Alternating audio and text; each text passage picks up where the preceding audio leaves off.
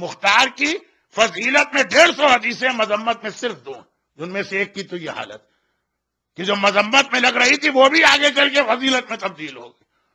مگر ہمارے لیے مختار کی فضیلت کی ساری حدیثیں ایک طرف، اتنا جملہ ہی کافی ہے کہ چوتھے امام نے ہاتھ اٹھا کے اس طرح سے دعا دی تھی۔ کون سی روایت میں پڑھ رہا ہوں اس وقت؟ مختار نامہ ہی میرا موضوع ہے تو مصائب بھی جہاں جہاں ممکن ہوگا۔ منہال کوفی، بہت مشہور صحابی ہیں امام کے، کوفے میں رہتے ہیں، حج کے لیے آئے،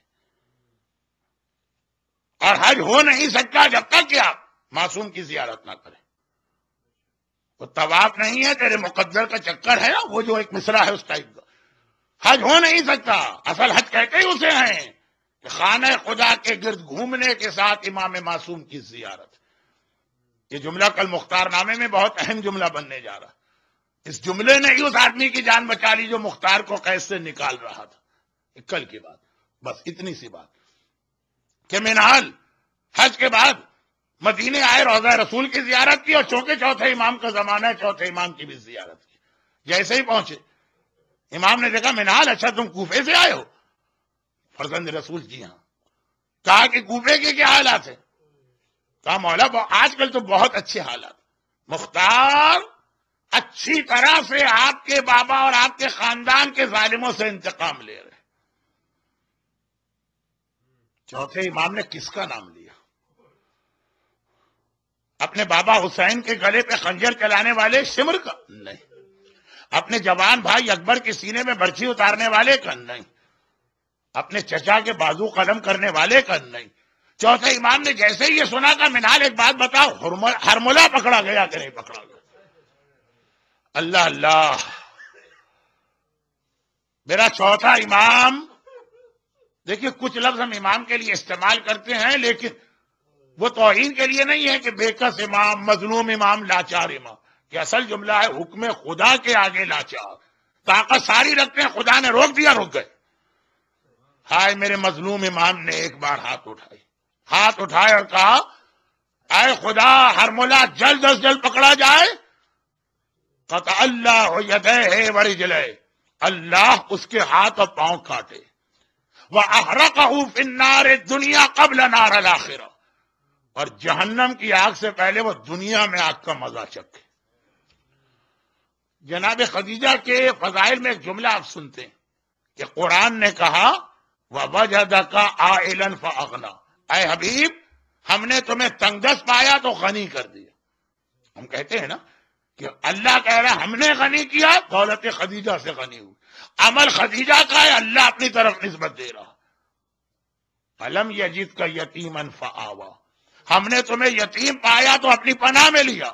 ابو طالب پناہ دے رہے ہیں اور خدا کہہ رہا ہے میں پناہ دے رہا ہوں۔ ابو طالب کے عمل کو اللہ نے اپنا عمل کہا، خدیجہ کے عمل کو اللہ نے اپنا عمل کہا، اور یہاں پر امام فرما رہے ہیں کہ اے خدا ہرملہ کے ہاتھ پاؤں کاٹ اسی دنیا میں، اور آخرت کی آگ سے پہلے دنیا کی آگ میں جلا۔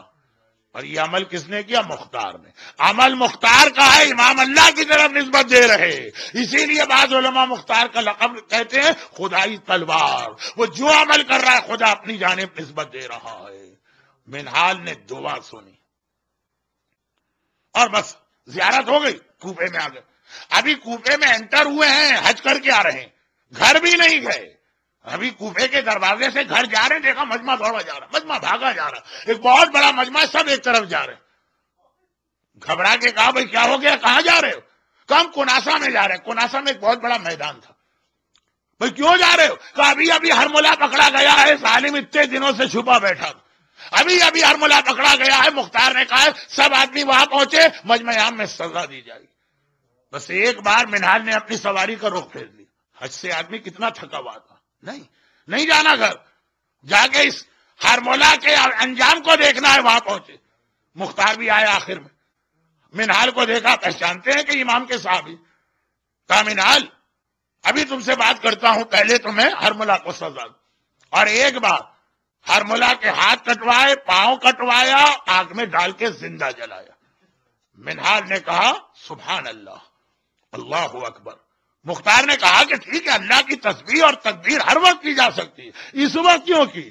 کہا اس لیے کہ میں نے مدینے سے رخصتی ہوا، اپنے چوتھے امام کا جملہ سنا تھا کہ اللہ اس کے ہاتھ پاؤں کٹوائے، جو امام کہہ رہے اسی طرح سے ہرمولا کا انجام میں نے دیکھا، وہی ترتیب کے ساتھ پہلے ہاتھ کٹا، پھر پیر کٹے، پھر آگ میں جلایا گیا۔ ابھی میرے آقا مولا نے جملہ کہا ہے۔ مختار نے گھبرا کے کہا واقعا ایسا ہی ہوا ہے؟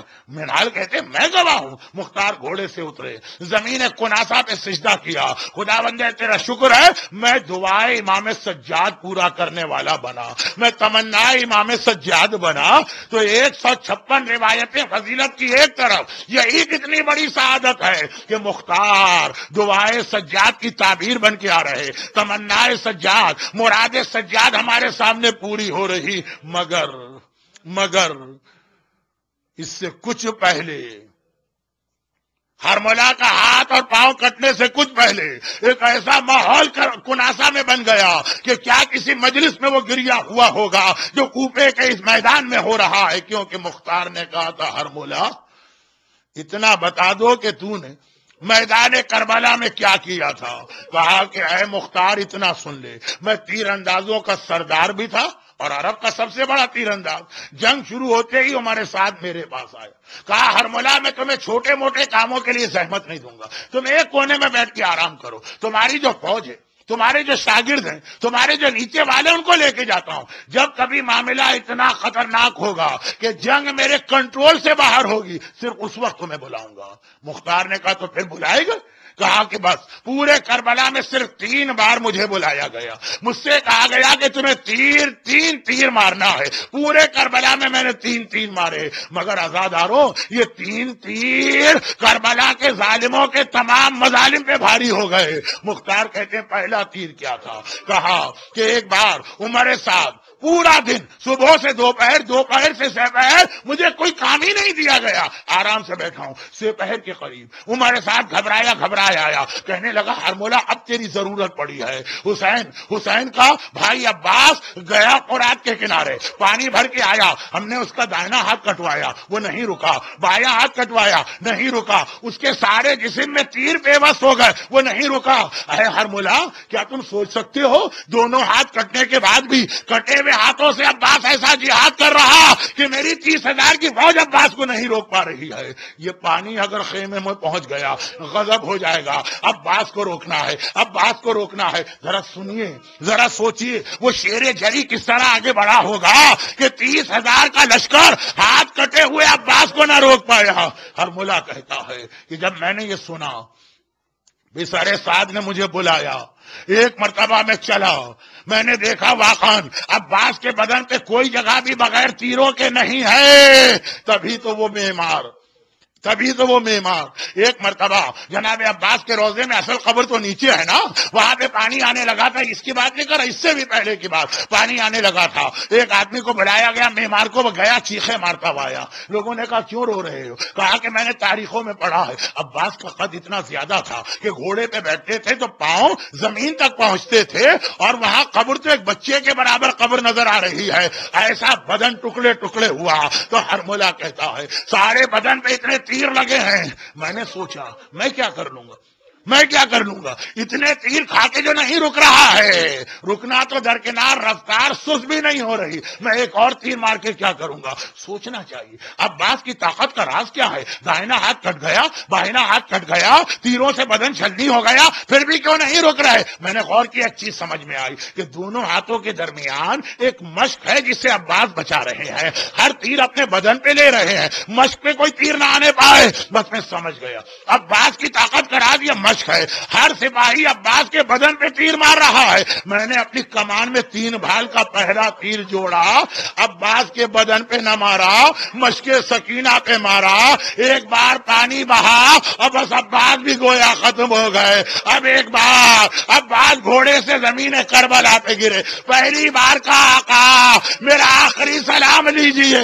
اور جب حسین سرہانے آئے، عباس سے پوچھا عباس تمہاری بھی کوئی حاجت ہے؟ کہا صرف ایک حاجت ہے، جب پیدا ہوا تھا پہلی زیارت آپ کے چہرے کی تھی، دنیا سے جا رہا ہوں آخری زیارت آپ کی کرنا چاہتا ہوں، مگر ایک آنکھ میں تیر لگ چکا ہے، دوسری آنکھ میں خون جمع ہے، مولا اگر میرے ہاتھ اس قابل ہوتے اپنے ہاتھوں سے خون صاف کرتا، بس ذرا یہ خون صاف کیجئے۔ حسین نے ابا کے دامن سے عباس کی آنکھ سے خون پہنچا، عباس نے آنکھیں کھولی، آخری زیارت حسین کی حسین نے کہا عباس اور ایک تمنا میری بھی ہے اور بہت پرانی تمنا ہے، ہمیشہ تمہاری زبان سے سنا، تم نے مجھے آقا کہا، ایک بار حسین کا دل چاہتا ہے مجھے بھائی تو کہہ لو، تمہارے منہ سے بھائی سننا ہے، یہ میری آخری وصیت۔ عباس نے بھائی کہا اور ایک بار فاطمہ زہرا پچھاڑے کھا کے گری، ارے میرا عباس مارا گیا، ارے میرا لال مارا۔